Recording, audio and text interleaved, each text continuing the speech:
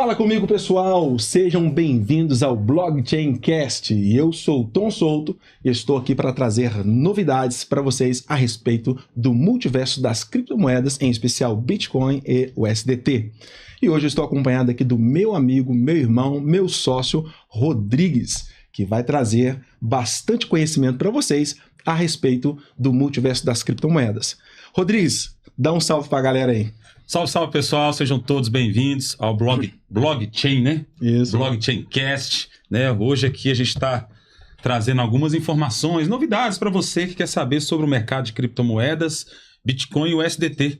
Já não se esquece, né? Eu acho que não pode esquecer de lembrar para se inscrever no canal, né? Deixar o joinha, né? E curtir, compartilhar, né? E também divulgar para sua comunidade, não é isso, Tom? É isso aí. E hoje eu estou aqui trazendo uma pessoa fantástica que eu tive o privilégio de conhecer há cerca de 5 anos atrás, eu não vou precisar, mas é uma pessoa extraordinária, uma pessoa humilde, uma pessoa trabalhadora, uma pessoa com uma mente brilhante. Estou falando nada mais, nada menos do que o meu amigo Oscar B. Omar. Oscar, seja muito bem-vindo aqui ao nosso podcast. Nós vamos bater um papo bem legal. Dá um salve para a galera aí, Oscar. Tom, muito obrigado por o convite. Rodrigues, muito obrigado por o convite. É uma honra estar aqui em seu programa. E estou feliz, sabe, de estar aqui, poder compartilhar algumas ideias. Vai ser muito legal. Legal. Oscar, formado em Engenharia Agroindustrial pela UCLA, na Venezuela, com especialização em controle de qualidade e produção industrial, 17 anos de experiência em cargos de liderança na indústria de alimentos. Também é membro da Igreja de Jesus Cristo dos Santos dos Últimos Dias, como líder comunitário local com foco no apoio a famílias e no desenvolvimento de jovens, exercendo o chamado de bispo. Estudante no momento de curso de bacharelado em administração no Instituto Federal de Minas Gerais, casado há 20 anos e pai de 2 filhos. E atualmente manage broker da Ether Global Assets para América Latina e Hispânica. Falei tudo certo, Oscar? Muito obrigado, sim. Eu, graças a Deus, he sido abençoado, apesar de as dificuldades. Hemos conseguido fazer algumas coisas na vida, então seguimos trabalhando. Eu acredito muito na família, eu acredito muito em Deus, acredito muito no trabalho e acho que a experiência aqui no Brasil ha sido muito boa. Essa seria a minha primeira pergunta. Oscar, tá gostando? Estou amando, sim. Ha sido uma experiência muito extraordinária. Mas se eu falo alguma coisa que você não entende, por favor, me corrija. Na verdade, até para interromper, o Tom não fala espanhol, né? Você sabe. Se precisar, é só me chamar aqui. Sim. Você também alguma coisa em espanhol. Fazendo a tradução. Né? Pronto. Muito bem traduzido aqui para você que está assistindo. Obrigado, Rodrigo. Brincadeiras à parte, mas a gente está aqui para trazer uma informação, né? E trazer também a história do Oscar, né? Então a gente tem que pensar nisso aí. Aí eu queria já fazer uma pergunta pro Oscar, pode? Fica à vontade. Oscar, eu queria que você passasse pra gente um pouquinho da sua jornada de transição da Venezuela, essa é a primeira pergunta. E a segunda, os motivos, né? Eu sei que eu fui direto ao ponto, né? Mas eu acho que quando a gente vem entrevistar uma pessoa que veio de um país, né, como Venezuela para o Brasil, a gente quer saber, né, dessas informações. Chegou no Brasil que ano? Eu cheguei iniciando 2020. 2020? Sim. É. E você hoje, você vive na região metropolitana de Belo Horizonte, correto? Moramos em Belo Horizonte, sim. Ah, legal. Gosta de pão de queijo? Adoro. Pão de queijo. Sim, algo que eu gosto dos mineiros é a comida. Adoro. Aqui todo... vamos a celebrar qualquer coisa. Festa junina, comer. Aniversário, que vamos a fazer? Comer. Tudo tem comida, né? É muito legal, sim. Legal. E Belo Horizonte é uma cidade... Assim como minha cidade. Eu sou de uma cidade do interior da Venezuela. Ela se chama Barquisimeto. E é uma cidade grande como Belo Horizonte, mas de interior. Sim. A pessoas que somos do interior, assim, de cidade grande, temos um jeito de ser mais tranquilo. Sim. A forma de falar é diferente. O jeito de acolher é diferente. Então, eu me identifiquei muito. Desde que eu cheguei, he sido bem-vindo. Nunca he tenido um problema assim, significativo.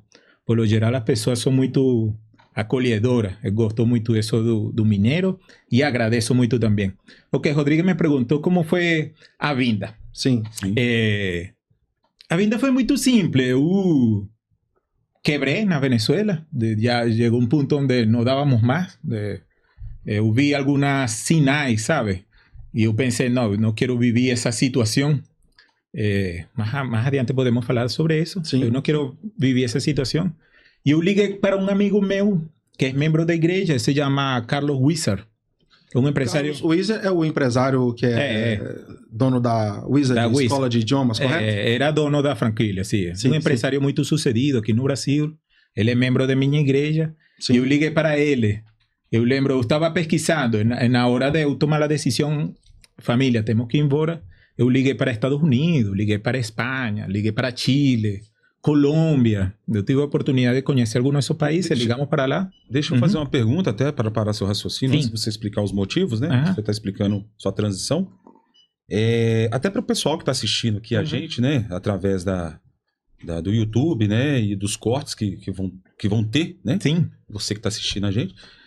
Eu queria que você explicasse, assim, como que é a sensação de você chegar numa situação que você é obrigado, né? E eu queria que você detalhasse mesmo, porque é importante, né? Nessa experiência, né? Até para você que chegou no blockchain, deve estar pensando o que tem a ver Venezuela, Oscar, com Bitcoin, com criptomoeda e stablecoin. Sim, né? já, vamos para lá. Eu tinha meu emprego lá na Venezuela. Eu sou formado em engenharia. E eu era gerente geral da indústria laticínio mais grande da Venezuela. Só que ela eu não lembro muito bem, ano 2015, 2016, ela foi expropriada. Em el ano 2018, que estava na guerra civil. Em 2015 ela foi expropriada. Ser expropriada seria... Pegada por governo. O governo pegou. Se apossou da empresa que você era um dos diretores dela, correto? Ainda assim ficamos trabalhando, porque eu estava na parte industrial, eles pegaram puro a parte do nome, esse tipo de coisa, o controle, mas a gente seguiu trabalhando e em el ano 2018, depois da guerra civil, eu não estava de acordo com o que estava sucedendo. E aí eu me retirei do emprego. Só que eu fui demitido realmente. Eu falei, olha, estou em contra, eu fui demitido. 17 anos de serviço, sem acerto nenhum. Então é crise. Já você tem um emprego que considera estável, 17 anos, fica sem emprego, fica sem dinheiro, uma inflação super altíssima. Então, eu aí fiquei com um pouco de medo, sabe? Ainda assim, eu tinha uma empresa onde fazíamos pulpinhas, sabe? Polpas de fruta. Sim. Eu tinha a minha empresa, era uma microempresa, fazíamos polpas e eu estava trabalhando com isso. E este foi o ponto que eu tomei a decisão. O país ficou sem luz. Eu lembro que estávamos fazendo o aniversário do meu filho esse dia e foi a luz. Ficamos 5 dias sem luz, o país todo. Isso foi em que ano? Isso foi no ano 2019. 19.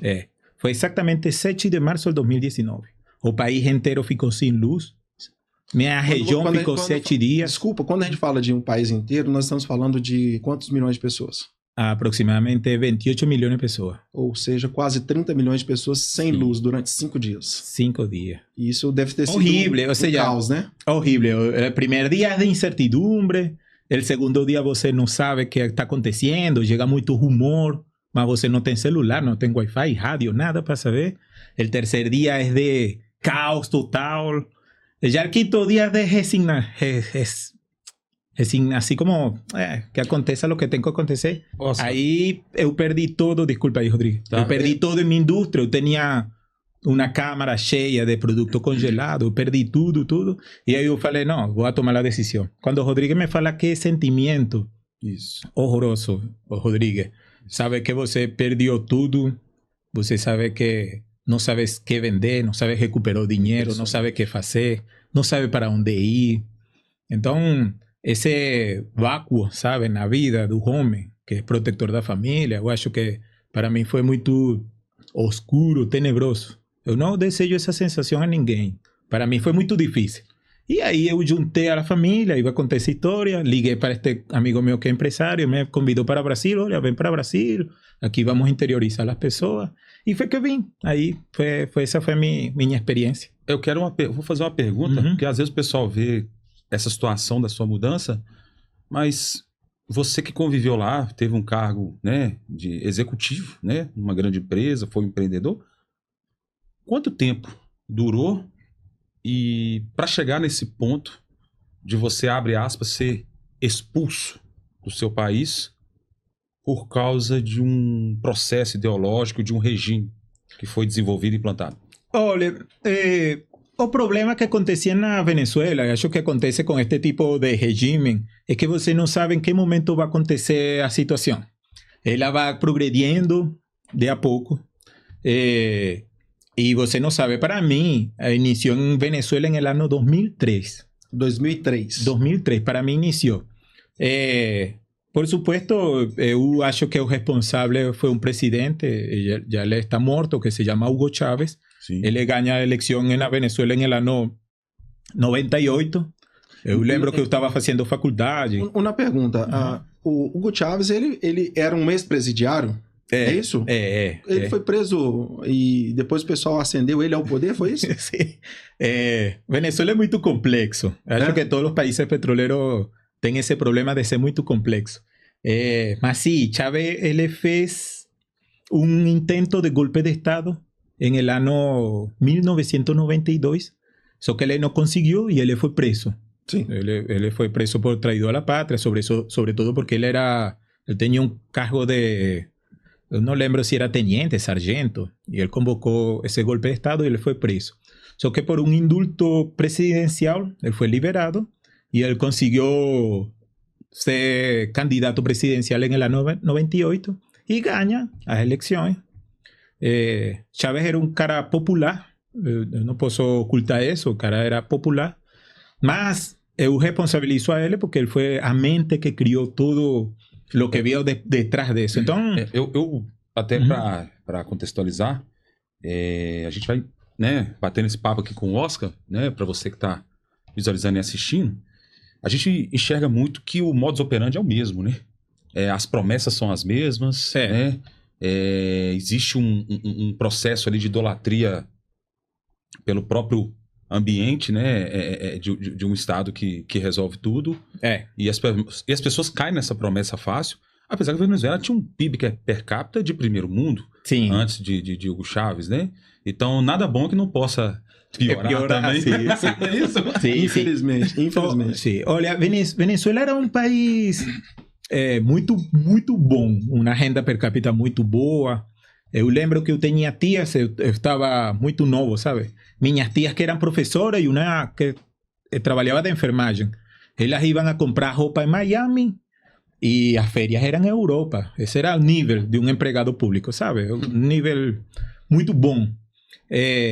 Mas Chávez pegou uma mensagem de que tinha que haver um concílio nacional, tipo um conselho entre todas as pessoas. Eu acho que fomos enganados. Eu lembro que estava estudando na faculdade, eu participei em algumas mesas de trabalho como estudante, como eu achava que deveria ser a faculdade. E eu lembro que todos esos proyectos fueron colocados en a la serie ao Congreso, ela se llama Asamblea Nacional, y Chávez después pegó todo eso, nossa, que legal, aqui está o proyecto y colocó el dele. Eso fue exactamente así. Y as coisas que eu vi que fueron mudando, eso son procesos desde el 98 hasta 2003 que mudou. A primeira coisa que eles fazem é controlar o Tribunal de Justiça. Eles têm que controlar porque tudo tem que ser legal. Sim. Tudo. Rapaz, você falando aí, eu tô vendo isso... Cuidado. Eu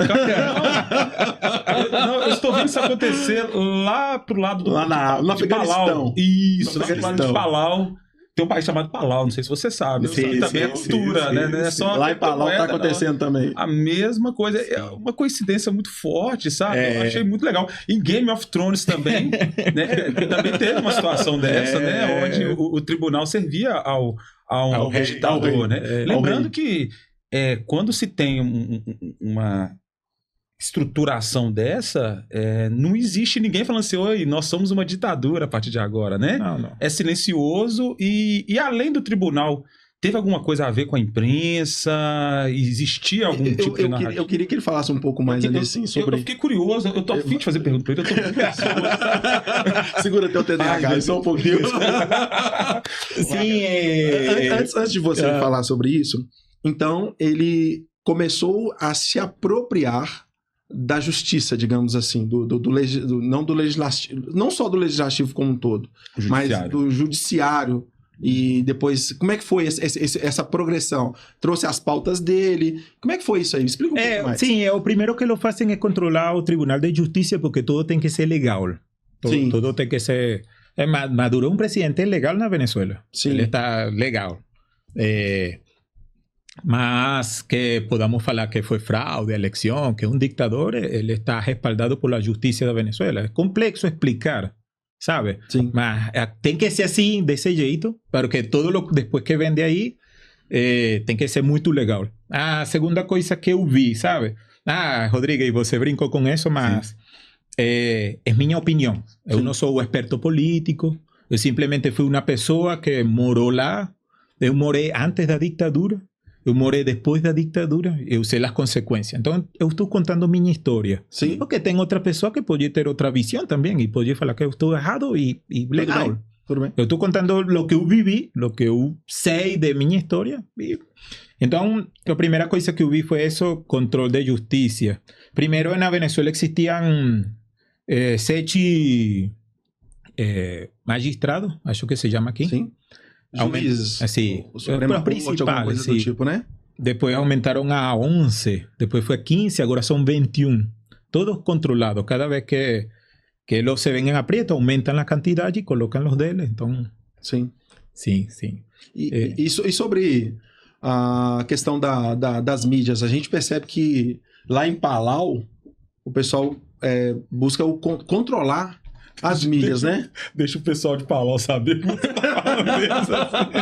Palau é um país extremamente livre, mas a gente tem que falar de Palau porque... Vamos falar do Afeganistão, então? Não, a gente pode falar de Game of Thrones. Lá em Game of Thrones. Isso, pronto, beleza. É melhor. Lá em Game of Thrones, o pessoal tem falado muito sobre a questão do controle das mídias. Sim, a segunda coisa... das grandes mídias serem os papagaios de pirata, que só falam aquilo que é pago para falar. Sim, na segunda... Aconteceu alguma coisa do tipo lá? Como é que seria? A segunda coisa que eu acho que eles fazem, eles vão em 3 passos. A segunda coisa que fazem é controle da mídia. Na Venezuela, como isso aconteceu no ano 2003, não tínhamos redes sociais, nada disso. Não estava existindo. Então se chamou uma lei de controle da radiocomunicação, um negócio assim. Sim. Nós colocamos um apelido de Lei Mordaza e ela foi deste jeito. Primeiro era para resguardar as crianças que iam a ver jornal muito forte, notícias muito ruins, sabe? Jornal muito ruim. E a produção nacional. Se escutou artistas nacionais em vez de artistas nacionais, artistas internacionais, produção nacional independente, novelas criadas... Então, na verdade, ela não veio assim, cara, eu vou calar as vozes, eu vou incentivar a cultura local e proteger as crianças, por exemplo, que eu não vou passar um jornal com um corpo caído ali no chão. Era uma proteção, ou seja, era um benefício para a população. Eu quero proteger a los desprotegidos. Eu não quero ofender a ninguém, então... Rapaz, peraí, mas... Game of Thrones. eu tô me sentindo muito, assim... Ansioso? O seu passado tá refletindo o meu presente, pode refletir o meu futuro, eu não sei o que tá acontecendo. Lá em Game of Thrones, tá, gente? Não confundam, tá? Isso acontece em Game of Thrones, Cavaleiros do Zodíaco, tá? Pra você que tá aí, né? Na Era do Santuário, pra quem é das antigas aí também. Então, eu me senti aqui como o Seiya, né? Vivendo a situação. E esse início, assim, foi muito bom. O problema disto é que você não consegue ver, porque foi muito bom. Eu iniciei a escutar artistas venezuelanos que eu não sabia que existia. O jornal era todo bonito, paz e amor, sabe? Sim. Todo. Só que por detrás de isso tem algumas normas. Por exemplo, Na Venezuela não pode falar que o presidente é ladrão. Em Venezuela você não pode fazer isso. Isso é um crime contra a pátria. Sim. Crime contra a pátria. O médico não pode falar que um menino morreu de fome. Ele tem que enviar... Calma. Peraí, você tá acelerado. Uma pergunta. No final das contas, teve o mesmo teor. Tipo assim, né? Veja como isso é bom pra você. Né? Teve tipo assim, essa ideia, né? O benefício, a proteção estatal sobre a população. Sim. Mas o engraçado que a coincidência é que lá no santuário, né, na Guerra do Santuário, dos Cavaleiros do Zodíaco, Hades também não pode ser chamado de perverso. Ele também não pode ser chamado de perverso. Você sabia disso? Sim. Inclusive, olha o controle. Você não podia fazer piadas, nada. Na Venezuela não podia fazer piada. Na última eleição, pessoas que faziam piada no WhatsApp... Não pode ter meme? Não pode. Não pode. Inclusive, tem 2 bombeiros... do Brasil sem meme? Eu fiquei me perguntando a mesma coisa. O que seria do Brasil sem os memes? Desculpa. Imagina o ministro aí com os memes das taxas lá. Você lembra do Taxad lá? Como é que seria isso? Lá do Game of Thrones? Rapaz, seria estranho, né? Você não poderia falar que as pessoas têm cabeça de órgão genital, você não poderia falar essas coisas. Lá na Venezuela, uma piada, até foi muito famosa porque foi muito... 2 bombeiros pegaram um burro e eles falaram assim, fizeram uma piada, não, o presidente está vindo a conhecer a instalação, olha, presidente. Eles fizeram essa piada e traição à pátria, 15 anos de cárcere. Coisa eles não gostam de brincar, não? Não pode ter uma brincadeira gostosa? Não pode. Cosquilha no pode. Não pode. Oscar, além disso, primeiro então começou o Estado se apoderando da justiça. Para mim foi assim. Depois, o Estado se apoderou da mídia. Controle da mídia. Que aí vocês popularmente passaram a chamar de Lei da Mordaça, correto? Isso. E teve algum outro fato que chamou a sua atenção, que fala assim, que marcou, fala assim, cara, agora começou também a... Sim. Qual outro fato, por exemplo? Um caso, lo que eu lembro, sabe? Chávez, ele sofreu como um atentado de golpe de Estado en el ano 2004. Y él volta al poder de nuevo. Y en ese momento, quien da el golpe de Estado son los empresarios. Inclusive, el cara que sustituyó a Chávez por algunos 2 días, acho, era presidente de la Confederación de Empresarios de Venezuela. Sí. Entonces, cuando Chávez volta al poder, él volta en contra de los empresarios. Muy fuerte. Él volta en contra de eso. E o engraçado que é a guerra do... Né, é criado um processo de luta de classes, né? Luta de classe. Dividir para conquistar. Exatamente. A divisão das pessoas faz com que elas se guerreiem contra si enquanto o tirano vai tomando o poder, né? Foi esse processo? Assim mesmo. Então, quando ele volta com muita força em controle empresário e a forma que ele o fez foi com controle cambiário. Ele fez um controle cambiário muito estricto, muito estricto. Um controle cambiário que os empresários tinham que pedir perdão para conseguir os dólares, uma coisa muito esquisita, sabe? Como pedir perdão? Verbalmente? Como não. Se criaram algumas normas empresariais. Por exemplo, você não pode ter demandas na justiça, assim se fala. Sim, não pode ter casos na justiça, não pode ter processo. Você tem que cumprir com todas as normas de segurança na empresa. Você tem que cumprir, não pode dever à Secretaria de Finanças, como se chama? De Fazenda, não pode dever nada disso. Então, se cria um monte de requisitos. Se a pessoa, então, no caso, não tivesse qualquer problema desse, ela não conseguiria, por exemplo, enviar ou receber dinheiro do exterior. Não podia trocar dinheiro, por exemplo. Não. Estava limitado a isso. O dólar fiduciário ele tinha esse bloqueio. Mas aí eu quero fazer uma pergunta que é um paralelo agora. Se a segurança e as normas estavam tão rígidas, então as ruas também não tinham crimes, né? Ou a criminalidade chegou a zero?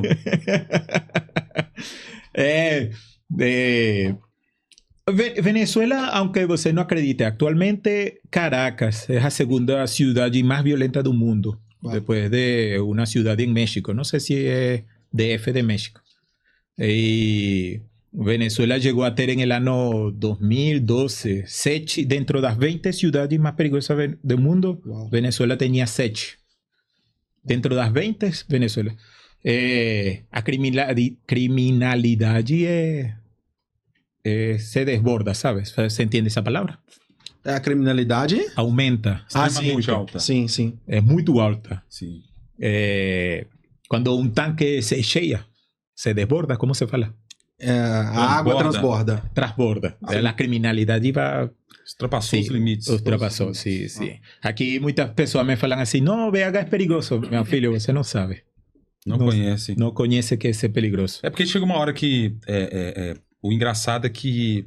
Aí eu queria que você pode discordar do que eu vou falar, mas a falta de recursos e a repressão, ela chega primeiro nas classes mais baixas, que são aonde chegam as primeiras promessas para se chegar ao poder. Né? Eu acho que a primeira coisa que a gente tem que refletir é sobre isso. E é essa própria classe que sofre, né, ao ponto de sair para a rua, vandalizar, de cometer pequenos delitos e furtos, né? Aonde, né, também lá na saga do santuário, a Hades fala que é apenas se você roubar um cetro para tomar uma cervejinha, não dá nada, né? Existiu algum tipo de frouxidão ou algum tipo de flexibilização, relativismo para a criminalidade aumentar tanto assim na Venezuela? Lembra que o primeiro passo é controlar a justiça. Eu determino quem vai preso e quem não. Uhum. Entendeu? Então, já com esse princípio de quem vai preso, quem não, eu tranquilamente posso determinar se este cara vai preso, que grupo estou interessado que fique preso, que grupo estou interessado que fique livre. Sim. Entendeu? Então, por isso que, para mim, o controle da justiça é muito importante. Porque eles vão determinar todo esse tipo de coisa. Ok. Sabe? Eu tenho uma pergunta, Oscar, sobre a sua experiência de vida. Em algum momento, o regime atual que está à frente do poder, ou mesmo quando era o Chaves, eles se identificaram como, não, eu sou um ditador, eu sou uma ditadura, eu sou um regime comunista ou socialista, ou não, nós somos paz e amor, vamos fazer o bem para vocês. Assim, eles nunca han falado que é um governo de ditadura, nunca. Eles são um governo democrático. Ou usava a frase Estado democrático de direito? Usavam essa frase? Não. Não? Mas algo parecido? Democracia, nós defendemos a democracia. Não, eu vou explicar aí.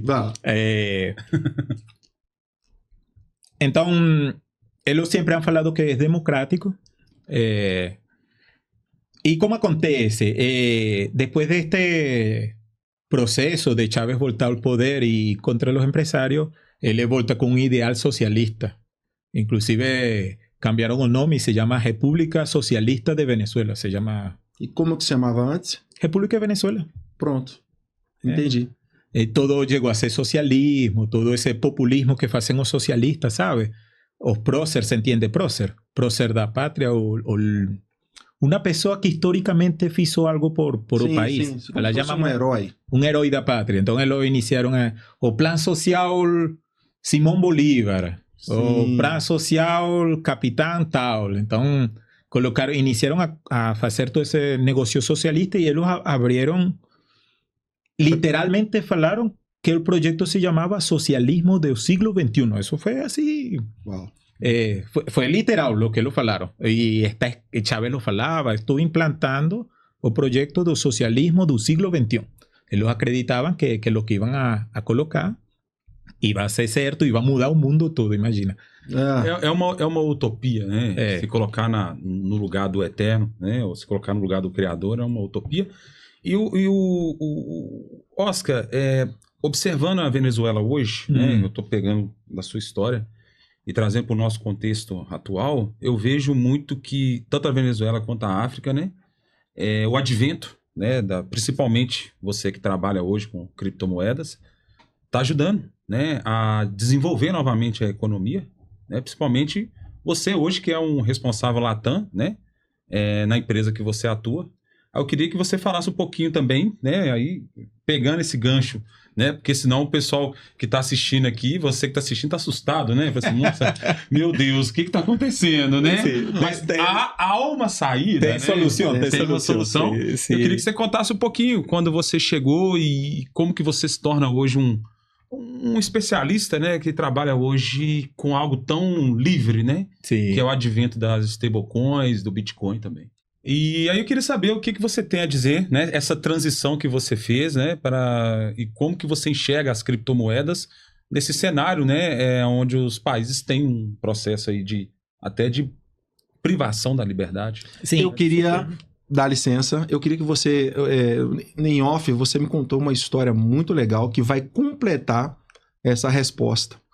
E o porquê, qual que é a conexão da sua história com a Venezuela, Brasil e criptomoedas.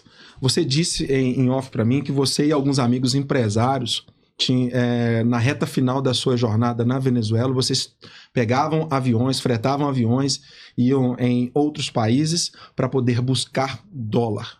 Sim, sim. Aí eu acho que vai fazer sentido com a resposta. É muito louco. Assim, o ser humano tem sempre a busca de liberdade. Sempre vai buscar a liberdade. Qualquer repressão que chegue, você vai buscar a liberdade. Eu acredito nisso.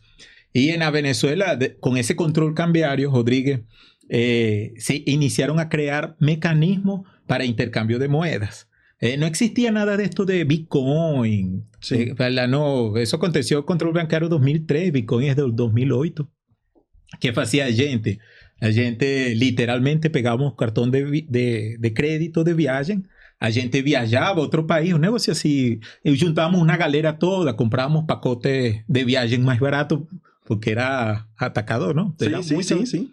E eu, graças a Deus, consegui viajar, conheci algumas outras coisas, mas eram viagens limitadas, você não ia fazer turismo, você ia fazer intercâmbio.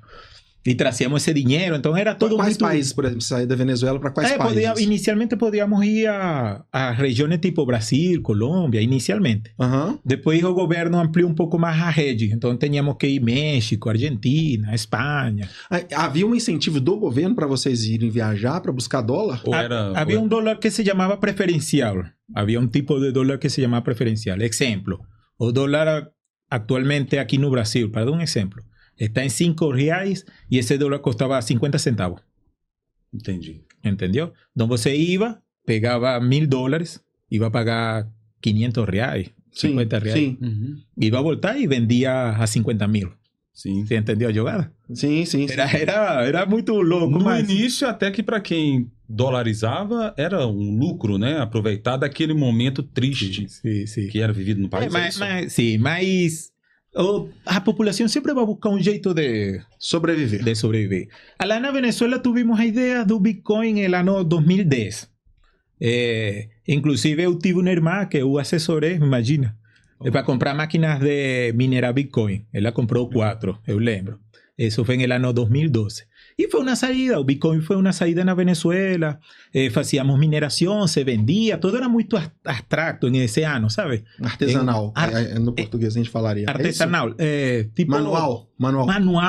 Quando nasceu o Bitcoin era tudo muito manual, poucos compradores, a gente não sabia muito bem como é que se minerava, o que se fazia com isso.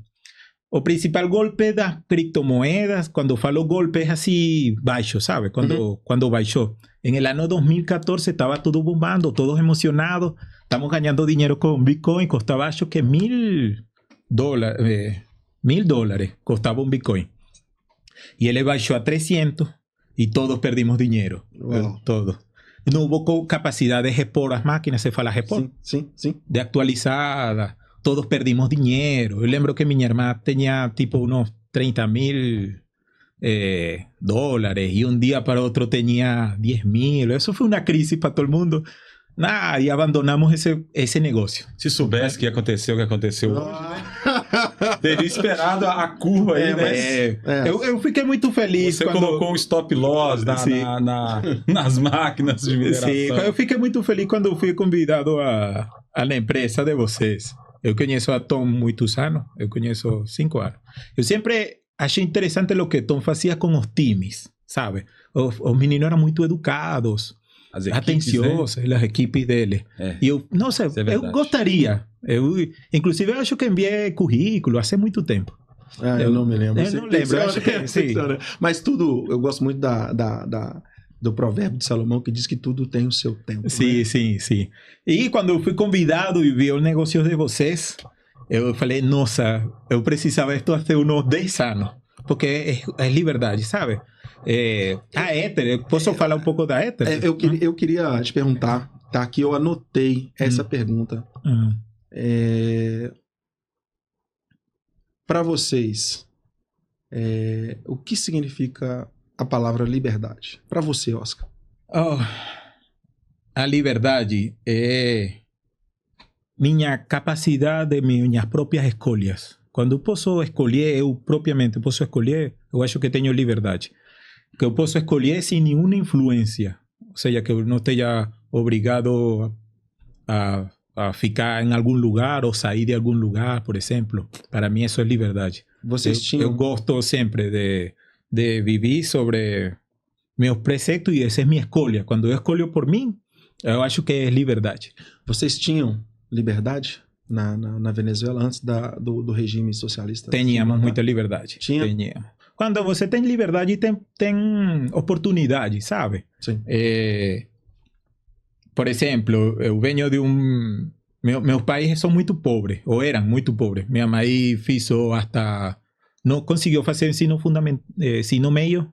Meu pai só fez o ensino fundamental. Ainda assim, meu pai, eu acho que foi um cara muito sucedido. Ele chegou a ter uma construtora grande. Sim. Aqui seria tipo vidriaceria. Sim. Meu pai fazia contratos de 80 prédios na praia. Só que meu pai não sabe de finança financeira, então só fazia o contrato, recebia o dinheiro, pagava, gastava. Sim, sim. Mas ainda assim, eu sou engenheiro, eu tenho uma irmã que é advogado, eu tenho uma irmã que também é engenheiro industrial e eles adotaram outro menino que também é engenheiro industrial. Ou seja, quando você tem liberdade, pode fazer negócio, pode prosperar, escolho o que eu quero, onde eu posso viver, quando você tem esse tipo de liberdade. E quando foi que a sua ficha caiu? Que vocês tinham perdido as suas liberdades? Primeiro, para mim, foram caindo de a pouco, sabe? Pouco a pouco. Se você pergunta pessoalmente para mim, quando eu perdi meu emprego por declarar que eu não estava de acordo, acho que aí a liberdade está totalmente quebrada, sabe? Sim. E quando você vive em um país onde tem dinheiro e não consegue comprar comida, onde tem comida e você não tem dinheiro, onde tem um país que para colocar gasolina você tem que fazer filas de 2 dias. 2 dias? Aí está cortada a liberdade. E olha que o país é um dos países petroleiro, volume de petróleo, né? Sim. Um país petrolífero ou Petroleiro. Petroleiro. Então, no português acho que seria petrolífero mesmo, ou petroleiro no espanhol. Sim, tem muito petróleo lá. Tem, sim. Quando eu fui convidado a trabalhar na Ether, eu fiquei muito feliz de me reencontrar com algo que já havíamos feito no ano 2014, só que de outra maneira. E eu fiquei assim, nossa, que legal, que vocês são visionários. Eu acho que falei com isso, não? Vocês estão indo para frente, porque eu acho que a Ether, para mim, a Ether é onde inicia a liberdade financeira. Uau. Para mim. Legal. Porque se eu tenho $100, $1.000, por exemplo, se eu não devo a ninguém, se eu não vou pagar esse dinheiro a ninguém, se é meu, então aí inicia a liberdade financeira. Eu já tenho muitos amigos que tinham muito dinheiro, mas não tinham liberdade financeira, porque quando saíram da Venezuela não conseguiram tirar esse dinheiro de lá. Essa é uma pergunta importante que eu gostaria de fazer. Você era bem sucedido na Venezuela? Você tinha carro, casa? Sim, graças a Deus. O que você tinha de patrimônio lá, assim, em linhas gerais? Eu tinha minha casa. Graças a Deus eu trabalhei muito para ter minha casa. Ela estava em um condomínio muito bem ubicada. Carro? Eu tinha 2 carros, meus filhos em colégio. Minha filha estudava música desde os 5 anos. Meu filho também. Eles sabem inglês, falam português. Minha esposa não fazia nada. Acho que é um privilégio, sabe? Sim. Que ela decidiu cuidar por los filhos. E eu falei, tranquilo, eu faço tudo. Então, Assim, não um nível de riqueza, mas sim, eu estava bem. Imagina um gerente de uma empresa grande. Uma pergunta para você. Que tenha conexão com o assunto das criptomoedas. Supondo que a sua casa lá em Venezuela valesse $100 mil. Essa casa, provavelmente, hoje ela ficou para trás. Como é que ficou a situação dessa casa hoje? Graças a Deus, minha casa tem um condomínio. E eu ainda pago para que possam olhar ela, assim. Mas ela está abandonada. Eu pago muitas vezes para capinar o mato, fazer alguma estrutura para que não se veja assim abandonada, mas eu perdi ela. Eu não posso... Minha casa, eu estou pedindo uns 15, 20 mil dólares e ninguém vai pagar esse dinheiro. Porque não tem na época das vacas gordas da Venezuela, essa casa valia quanto? Eu acredito que minha casa podia custar uns 300 mil dólares. Eu acredito. E hoje você gostaria de vendê-la por 15 mil e não acha quem compra? Ninguém vai invertir nisso. Ninguém. Sobretudo porque lá tem um processo de que eu tenho que informar o governo que eu vou vender minha casa e o governo escolhe a quem vai a vender a casa. E eles vão pagar em bolívares, a moeda local que não tem valor. Então, eu não consigo... Você não vai conseguir. Não. O mais engraçado é que tudo que você fala, né? Hoje é um discurso lá no santuário dos Cavaleiros do Dia, aonde tem a Organização dos Santuários Unidos. Sim. Ela fala que você não terá nada e será feliz. Quem que é feliz não podendo conquistar suas coisas, não podendo prosperar? Né? A gente costuma dizer que criptomoeda ela é liberdade e eu acredito que para todo remédio que um tirano como o Hades está fazendo no santuário com os seus cavaleiros das trevas, eu acredito que o Bitcoin e o SDT são essa liberdade. Você acredita ter vivido isso e hoje trabalhando no mercado de criptomoedas, você acredita que sendo descentralizado, isso traz uma liberdade? Traz uma liberdade. Eu acredito firmemente, e por isso que eu falo que a Ether é o início da liberdade financeira. É o primeiro passo. O primeiro passo é ter liberdade financeira.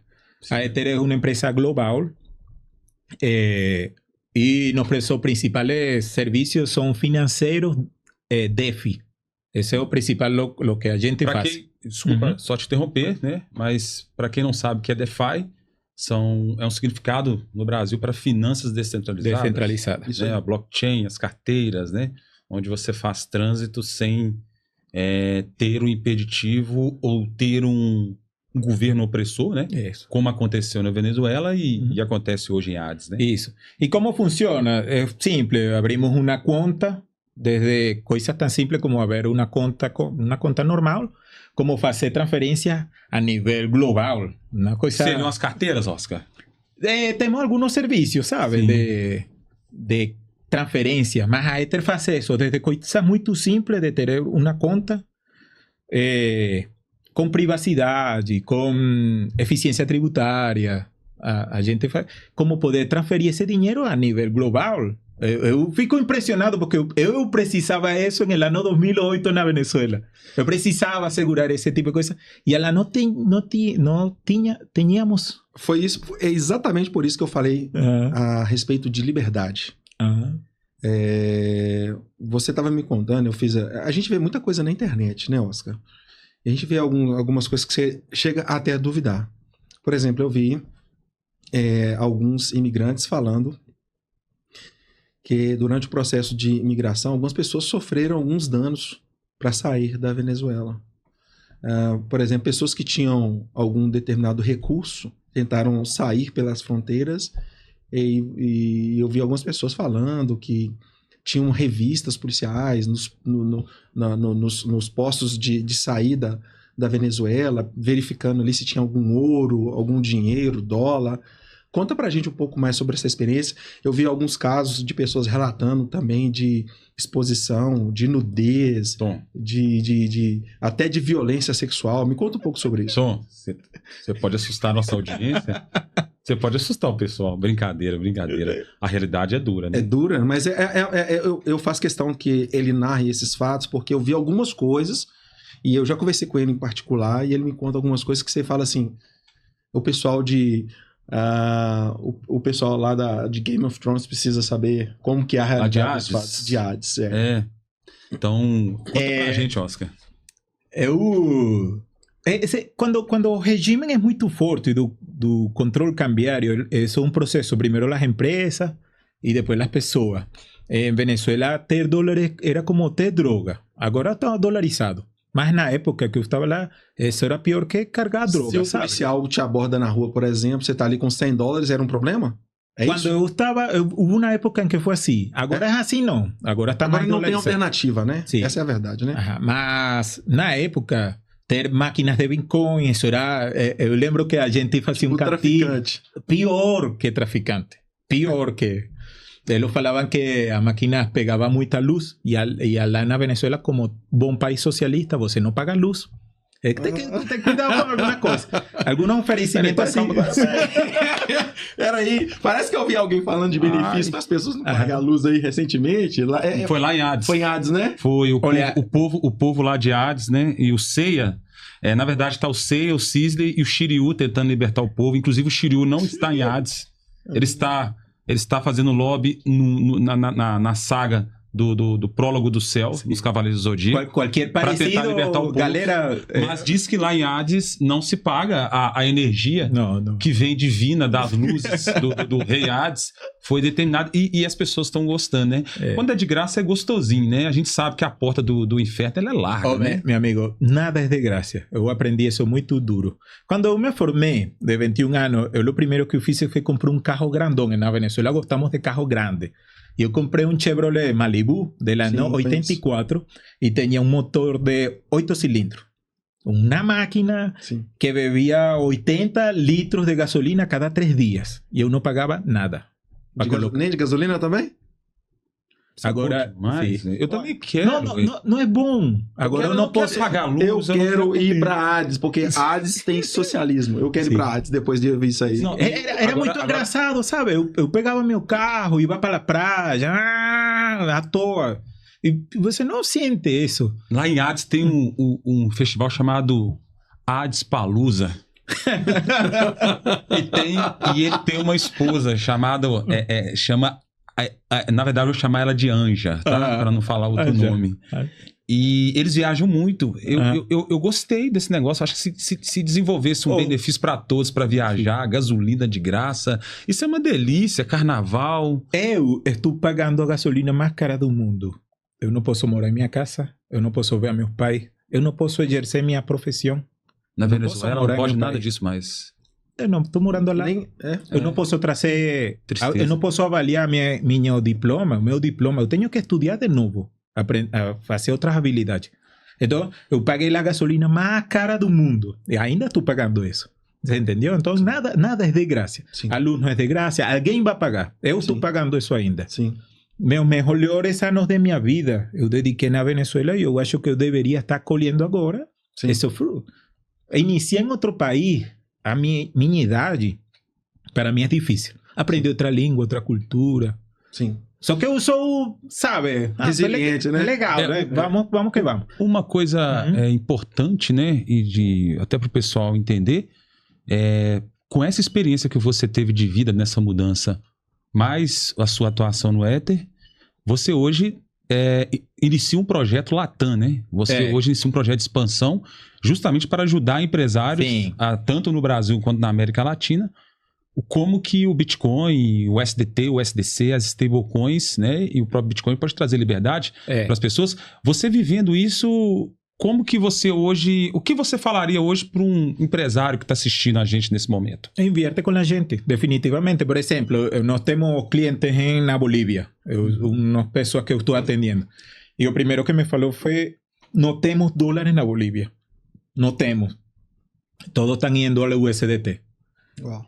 Então, legal. Quando você não tem dólares no país, você não consegue fazer nenhuma transação com estrangeiros. Fica um mercado limitado interno.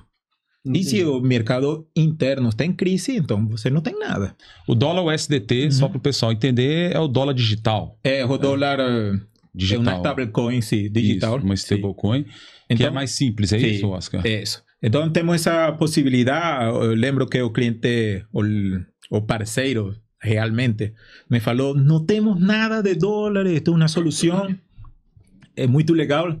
Entonces ya estamos trabajando en la parte de Bolivia. También tenemos empresarios muy grandes en Uruguay. Tenemos lojistas en Paraguay. Entonces lo que a gente faz é isso, facilita as transações. Uhum. Eu vejo da seguinte forma, tá? O pessoal diz que Deus escreve certo por linhas tortas. Eu não acredito num Deus que tenha a mão torta. Eu acredito num Criador que ele conserta as linhas para escrever da forma certa. E ele é especialista em transformar a maldição em bênção. Por que eu estou falando isso?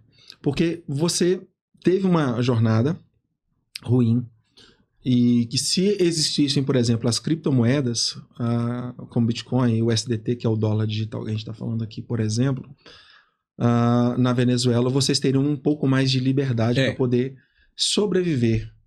E no final das contas, eu vejo que você, com a sua experiência, está ajudando vários empresários da América Latina como um todo a se planejarem, se programar e a migrarem as suas finanças para o multiverso das criptomoedas. Eu vejo, na verdade, Oscar, não só uma oportunidade para nós todos, para essas pessoas também que você está seguindo, eu vejo que isso tem se tornado também uma missão de vida para você. Não é isso? Sim, eu fiquei muito feliz quando fui convidado ao projeto. Para mim ha sido muito difícil, sabe? Para mim. Porque eu não sou formado na área, porque o conhecimento que eu tinha já era de há 10 anos, agora mudou. E uma das coisas mais muito engraçadas da empresa era, somos um banco, certo? E me falavam assim, não, tem que fazer uma reunião. Beleza. Não, mas é online. Como assim que o pessoal não vai vir ao banco? Como que tem que ser Ha sido uma experiência muito significativa para mim de aprendizagem. Nova tecnologia, aprender na hora muito rápido. Ha sido muito legal. Mas, em essa experiência, por exemplo, eu fiz alguns experimentos que eu sento aí na mesa e eu faço. Eu envio publicações em grupos de Facebook para toda Latinoamérica. Eu estou como em 50 grupos. Eu envio. E já estou falando com pessoas, por exemplo, com 2 cubanos. Um é artista de hip hop. Sim. E ele quer enviar o dinheiro de Cuba para a conta Nubank que ele tem aqui no Brasil. E me escreveu um cara de São Paulo que quer enviar dinheiro de aqui a Cuba. Ou seja, estamos chegando a mercados que você nunca imaginou que íamos a ingressar. Legal. De maneira muito, muito legal. Eu acho que pode dar certo. São nossos começos, sabe? São brincadeiras que eu faço por Facebook, coloco alguma coisa. Rodrigo a vezes me fala, não publique isso. Beleza, não vou publicar. Uma pergunta muito interessante, Oscar. Política de armas na Venezuela. Como era um cidadão antes do regime ser implantado, um cidadão de bem tinha acesso a portar uma arma? Sim. Tem muitas perguntas desse, sabe? Desse tipo de coisa. Da comida, da inflação, das armas. Me lembra de mostrar uma nota. Eu não sei se tenho a nota, vou mostrar. Me lembra, assim, tá aqui. Vou mostrar a nota. Ok. Mas as armas. Eu sou um cara que sempre acreditei pro-vida, eu sou pro-vida. 100%. De no aborto, eu sou em contra disso. De cuidar, eu sou familiar, eu acredito firmemente na família. Sim. E eu acredito em não portar armas. É algo meu, sabe? Sempre acreditei. Uma pessoa não precisa portar uma arma. Sim. É uma crença sua. Sim, mas uma vez, escutando eu a Bolsonaro, sabe? Falando, Bolsonaro falou assim, se a população da Venezuela estuviera armada, no hubiera acontecido lo que aconteció. Y en ese momento lembré minha sensación cuando estaba en la guerra civil. Eu queria ter um arma e proteger a minha família. Guerra eu não civil? tinha. Na Venezuela houve uma guerra civil no 2016, 2017. Me fala um pouco mais, Oscar, sobre essa... Por que você... Me explica, dá um exemplo para o pessoal entender Como seria essa, assim, você é um cara que nunca pensou em ter uma arma. E abre aspas, da noite pro dia, você fala assim, nossa, como eu queria ter uma arma para proteger minha família. Fala um pouco mais, me dá um exemplo na prática, por gentileza. Sim, assim, para el contexto, como aconteció a Guerra Civil. En el año 2013, Maduro, Chávez morre en el 2012, Maduro presidente en el año 2013, achamos que es fraude, achamos.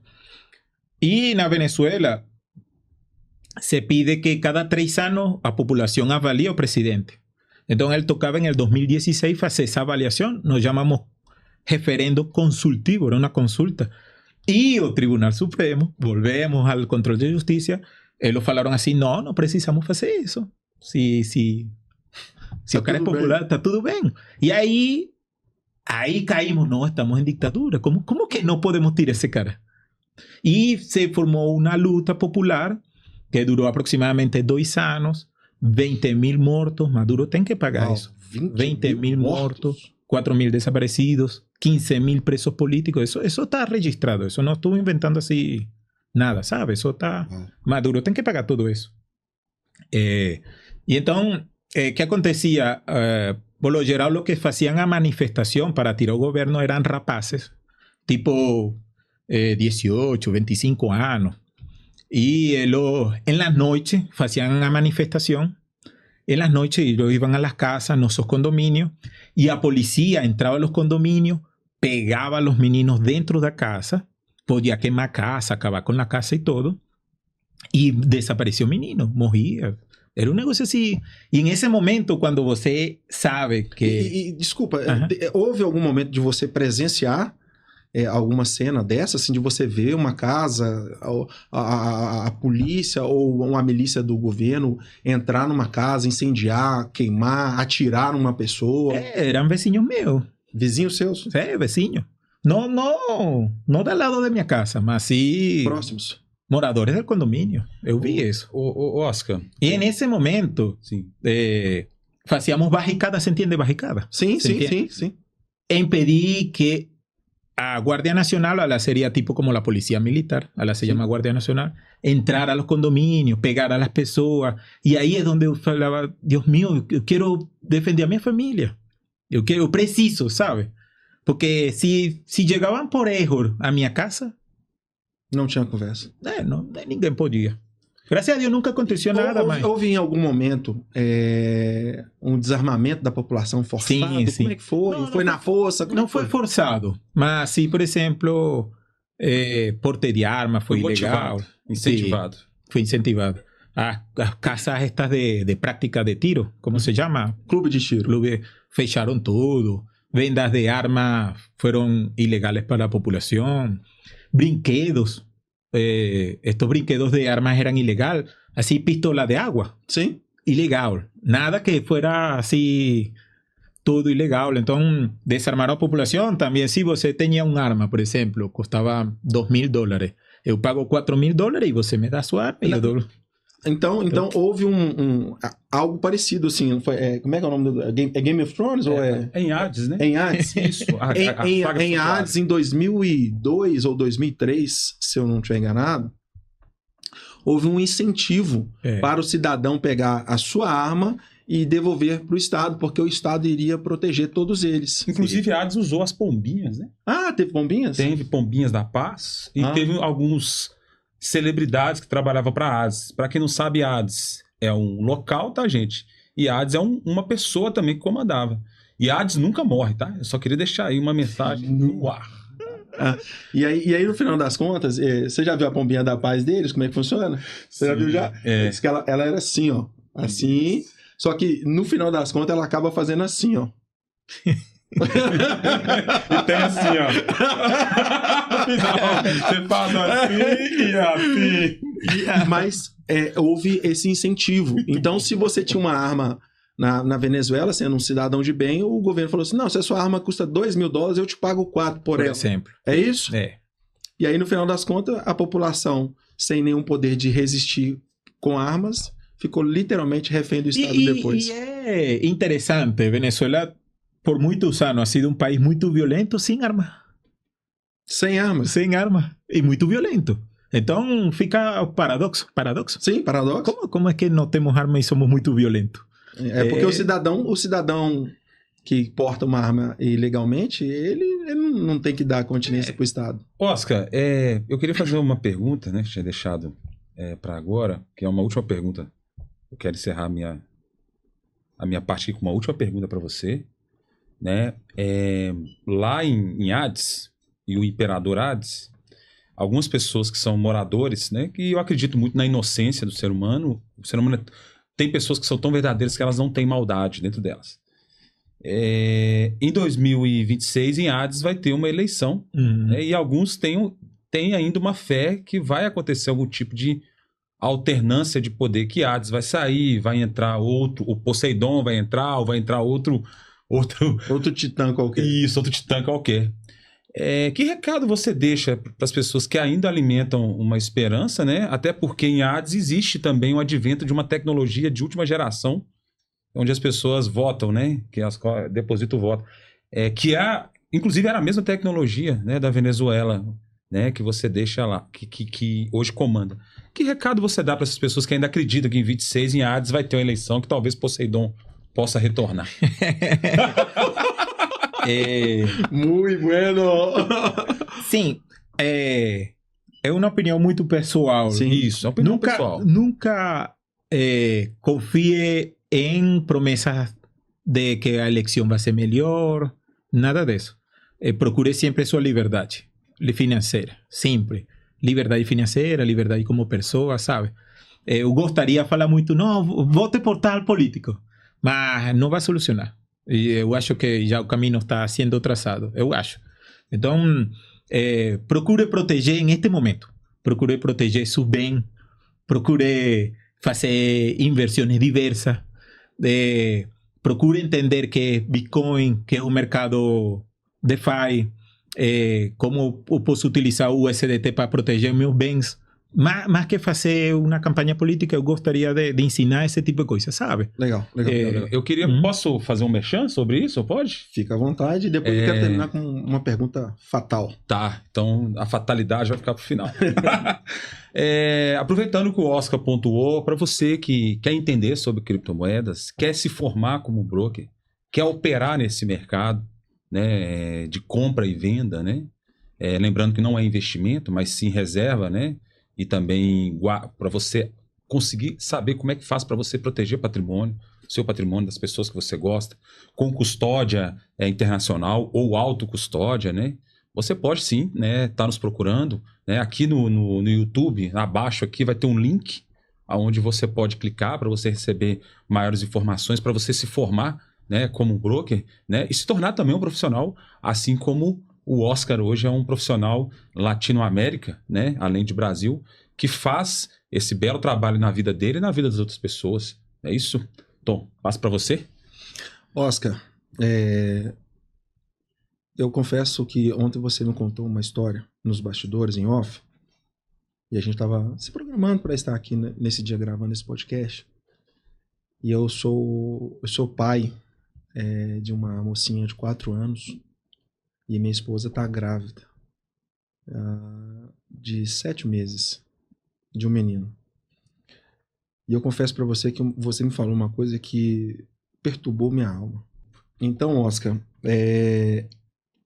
ontem eu fui para casa e eu durmo muito bem, viu, Gleison? Durmo muito bem, tá? Mas essa noite, antes de dormir, assim, passou um filme na minha cabeça completo. Porque quem vive em Hades e quem viu o que aconteceu na Venezuela sabe muito bem o caminho que Hades está trilhando. E você me contou uma história de um vizinho seu que amanheceu morto, lembra? Você me falou? Eu queria que você contasse essa história para as pessoas, porque as pessoas brincam. Acham que ter luz de graça vale não sei o quê, bolsa não sei o quê, vale não sei o quê. Acha que isso é legal. E não que eu seja contra, eu sou a favor da liberdade e do incentivo ao desenvolvimento pessoal, desenvolvimento das pessoas, das empresas, da liberdade econômica das pessoas. E eu queria que você contasse a história desse senhor, e eu queria que você contasse também a experiência do médico, se hoje, por exemplo... Depois eu te faço a pergunta do médico. Fala para mim a experiência. Eu quero... É minha opinião, sabe? Eu quero deixar claro assim... As ajudas sociais são muito boas, mas tem que ter um certo equilíbrio. Quem vai pagar essa conta, por exemplo? Quem vai ser responsável? Na Venezuela existiram muitos planos sociais, antes de entrar lo del senhor. Por exemplo, mercados populares com produto importado para pobres, isso existiu. Gasolina de gracia, luz de gracia, servicios públicos de gracia. E isso vai criando que o Estado seja muito grande. Isso é muito perigoso. Por isso que eu fico arrepiado com algumas coisas que eu vejo assim, nosso pessoal não percebe. Mas isso vai criando muito grande. Por exemplo, para dar uma ideia, na Venezuela você comprar um mercado popular tinha que ter tipo um cartão, ela se chama crachá da pátria. Se chama assim. Bonito nome, hein? Eles são bons, né? Fala a verdade. Em Hades, a coisa é muito bem feita. Sim, então ela comprava... Eu lembro que comprava esse frango sadia. Ela na Venezuela o frango é mais pequeno, por processo mais protegido, mais controlado. Frango, nossa, esse frango sim é grande, o frango sadia assim, grandão, daqui do Brasil. É o frango socialista lá, ele é fitness. Bom que ninguém... Inclusive, era um apelido, os caras assim, grandão. Nos chamamos de frango do Brasil. Frango do Brasil. Então, iniciou esse programa de mercados populares, se chamava Mercal. Você tinha que ter um crachá e funcionou. Ou seja, a pessoa que não tinha renda, muita renda, podia ir a um mercado e comprar muito barato. Depois isso funcionou e depois foi escalando. Então, se você queria ser funcionário público, tinha que ter o crachá da pátria. Se você quer SUS, tem que ter crachá da pátria. Lá tem SUS também? Tipo SUS. Tipo SUS? Como se chama? Só de curiosidade. Seguro Social. Seguro Social. Que mais? Actualmente, os pensionistas recebem por crachá da pátria. Actualmente. Sim. A gasolina se compra por crachá da pátria. Todas as ajudas sociais se recebem por crachá da pátria. E um presente que deixou Chávez antes de morrer, ele falou assim: todos os que têm o crachá da pátria são do partido do governo. Entendi. Então Chávez, antes de morrer, deixou o grosso. É isso que você está querendo dizer.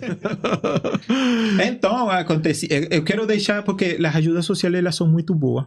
Mas quando você deixa isso descontrolado, vai acontecer esses monstros que estão na Venezuela. Eu falava com minha mãe estava reclamando: nossa, uma fila. Sua mãe ela mora no Brasil? Não, ela mora na Venezuela. Meus pais, graças a Deus, foram sucedidos. Tem uma casa no centro da cidade, muito grande, bonita. Eles também. Sim. Eu envio dinheiro. Não também, mas eles são somente... Na medida do possível, estão bem.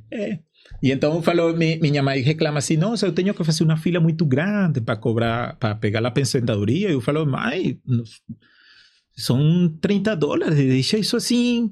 A aposentadoria, desculpa, da exposição, a aposentadoria da sua mãe é $30? Que é o salário mínimo. O salário mínimo da Venezuela hoje é $30? Pode ser menos, depende. Depende? Depende. De quê? Depende da variação do dólar. Pergunta. Até antes, ali 2010 mais ou menos, o salário venezuelano não. Era quanto? Olha, Venezuela sempre teve um salário promedio alto de toda Latinoamérica. Sempre. Eu lembro que no ano 2008 o salário mínimo era como de $800. $800? Eu lembro. Sim. Nessa época aqui, o salário mínimo brasileiro era em torno de 420, 450 reais. Olha que diferença, que abismo. E era um país... eu falo muito com meus companheiros da faculdade, com algumas pessoas, sobre algumas coisas que são... Temos tempo? Sim, sim. Algumas coisas que são perigosas. Por exemplo, a jornada reduzir a jornada laboral. Sim. Essa é uma pauta. Eu vou falar da minha experiência. Entendi. Você está falando porque lá em Hades teve uma guerreira de Hades que Sim. queria reduzir de 6 para 1 para 5 para 2. Eu sou a favor de colocar, na verdade, 3 para 3. 3 3 para dias 3. trabalhando, 3 dias em casa. E o outro em meditação. Tenha cuidado. Porque isso é muito bonito. Eu fui trabalhador na Venezuela e nós trabalhamos a jornada completa de 6 horas. E quando chegou a jornada de 5 horas, na Venezuela trabalhamos... 5 horas. Não, 5 dias. 5 dias. Perdão. Ok. 35 horas na semana é o que se trabalhava em Venezuela. Um país extraordinário. 35 horas é o que trabalhávamos. Porque trabalhamos 8 horas, mais a hora de descanso estava dentro das 8 horas. Realmente eu trabalhava 7. Sim. 35 horas. Só que como eu trabalhava na parte gerencial do processo, você perde 25% da capacidade só por perder um dia. Porque você precisa o início da produção, precisa o fechamento da produção, lavar máquina, sabe? Sim, Todo esse preparativo. entendi. Então, você corta a produção um 25%. Só que a indústria ela está desenhada para as despesas da indústria está desenhada para os 6 dias. A maquinaria tem que ter uma capacidade de produção. Se não sai muito caro, Sim. o que faz o empresário? Aumenta o produto. Uau. Aumenta o produto, baixa a demanda. Baixa a demanda, aumenta o produto. Não, é uma coisa assim que as pessoas não... Só simples, de reduzir um dia, aumenta 25% só disso e ninguém ajuda. Entende? Me conta o caso do senhor, que era seu vizinho, pra gente Então, finalizar. sim, vamos a... Então, essas ajudas sociais são incontroladas, são muito difíceis. E o que aconteceu com este senhor? Foi uma das coisas que eu vi, assim, porque eu vivia em uma comunidade muito, muito boa. Este senhor era professor, acho que ele era. Eu não lembro muito bem, acho que ele era professor aposentado. E um dia amaneceu muerto. Quando fuimos a ver o que havia acontecido, ele havia morto de inanição. Inanição? Morreu de fome. Morreu de fome. Ele deixava de comer para dar aos netos dele. Isso era vizinho seu? Vizinho. Ele morava, tipo... Estava a rua, eu morava aqui e ele morava assim... Sim. Como umas 2 casas. E... Nossa, quando fuimos a ver o senhor... nas piores condições. E o senhor que se pode falar que devia ter um estilo de vida bom, sabe? Sim. Aposentado, professor de faculdade. Hoje, na Venezuela, pessoas morrem de fome? Ou não? Não sei. Agora não sei. O Venezuela, depois que eu saí, mudou muito. Sim. Agora está mais dolarizado. Mas até um tempo atrás, Sim, digo, sim. 5, 6 anos atrás, provavelmente pessoas morriam de fome ou não? Agora, eu acho que pode seguir acontecendo. Eu acho. Porque isso não ha variado muito. Só que com este negócio de dolarização, também abrieron un poco más los mercados hacia Colombia y Brasil. Sí. Y hay más intercambio comercial, más... voy a dar unos datos que eu sou experto en alimentos. As crianças venezolanas têm 30% menos crescimento que o nível normal. 30% menos. Ou seja, talvez não estão passando fome, mas a nutrição... Não está legal. Não sei. Entendeu? Ok. Não sei, mas esses são dados estadísticos. Você me disse sobre se para finalizar, essa é a minha última pergunta. Você me disse que se uma criança morre de fome por inanição, por exemplo, que foi a palavra que você usou, o médico não pode atestar o óbito dela. E aí por isso que eu fiquei até atormentado a noite passada. Olha, aí por isso que eu fiquei imaginando, desculpa, se crianças morreram ou estão morrendo de fome na Venezuela, porque você me deu um exemplo, e eu queria saber se isso é um fato ou se foi só um exemplo, e conta para o pessoal essa história que você me contou ontem. Sim, lá na Venezuela todo é muito protegido, você não pode falar de fome, os que moriam da Covid não podiam falar que era Covid, coisas assim, sabe, muito absurda, simplesmente o médico preenche o que ele tem uma ideia e outra pessoa determina, por lo geral... A justiça determina que foi o que aconteceu. Ou seja, o médico ele assina o atestado de óbito, mas ele não pode declarar que foi de fome, pode falar, por exemplo. Sim, pode falar assim, baixou peso. Okay. Alguma coisa assim, você conclui aí. Mas eles não podem. Não.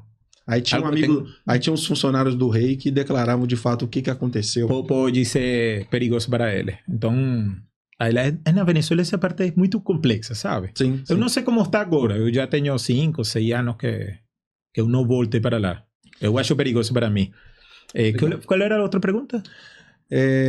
Não, eu encerrei assim, porque eu achei que era uma história real e você deu a título de exemplo para saber medir a questão das liberdades das pessoas, entende? Sim, Venezuela é muito complexo, ainda é muito complexo. É um país que tem lojas de vender Ferrari e tem pessoas morrendo de fome na rua. Venezuela tem esta complexidade. Você não entende como que um país tem uma loja de vender Ferrari. Pode ser que as carruagens dos amigos de Hades. Provavelmente.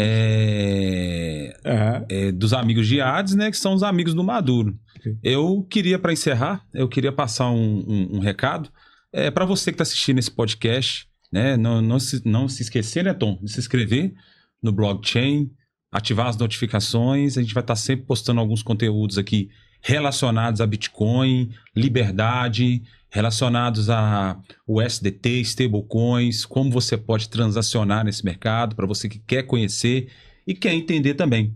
E além disso, né, para você hoje que é morador de Hades, que votou em Hades ou votou em Poseidon, né, que está impedido, você pode também ter a sua liberdade, né, deixar de confiar em Hades e também deixar de confiar em Poseidon e, como bem o Oscar disse aqui, confiar na sua liberdade financeira. Não é isso, Tom? É isso aí. Oscar, você disse que ia mostrar para nós uma nota? Sim.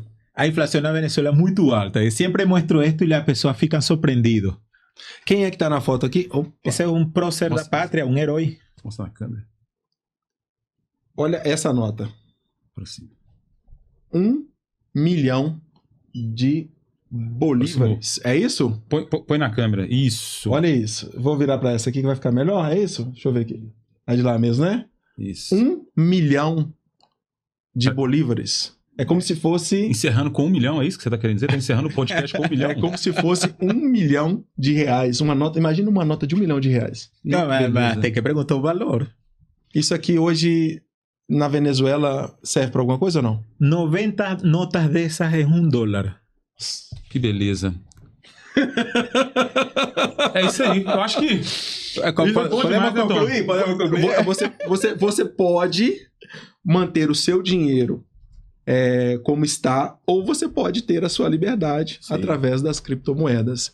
Eu queria agradecer, Oscar, mas eu queria agradecer de uma forma especial. E eu quero, Oscar, finalizar te entregando, para mim, algo que é símbolo de liberdade. Eu quero te entregar, é simbólico, tá? A nossa moeda da liberdade. Nossa! Ficou feliz, Tom. Muito obrigado mesmo. Muito obrigado por presente. Muitas gracias. Aproveita aí e dá seu último recado para a galera aí. Oh, meus amigos, estou muito feliz de pertenecer a esta comunidade. Estou muito feliz por estar aqui no Brasil. Acredito que Brasil é um grande país, tem muita potencialidade. Eu acredito firmemente no nosso projeto. Acho que nosso projeto traz liberdade. E eu sou o manager broker para a área de Latinoamérica, por el jeito de eu falar espanhol. Sim. Assim que podem comprar Bitcoin e dólar comigo. Muito bom. Espertinho. Sim. Muito obrigado mesmo pela oportunidade, obrigado pela paciência. Eu sei que han tenido muita paciência comigo, mas ha sido um caminho que eu gostei. Eu acho que aqui temos liberdade e vamos à luta por isso. Meu amigo Rodrigues, palavra final. Não, só tenho a agradecer a você, Oscar, agradecer a você, Tom, por esse podcast. Sempre lembrar o pessoal aí para seguir a gente, se inscrever no canal, conhecer um pouco do Ether e tá sempre com a gente no Blockchain Podcast aí, né, pra gente estar falando sobre liberdade e também falando sobre como tratar bem o seu dinheiro, né? Quer valorizar? Dolarize de forma digital e criptográfica. Então eu quero agradecer a você pelo carinho da sua audiência.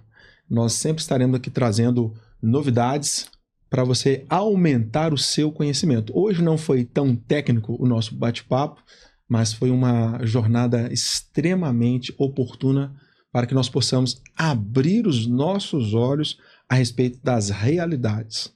Você que ainda confia, o seu dinheiro, a sua vida financeira, o futuro da sua família na moeda fiduciária, ou seja, na moeda do Estado, eu te convido a conhecer um pouco mais a respeito das criptomoedas através do blockchain. É isso aí, pessoal. Até logo. Vejo vocês no próximo episódio.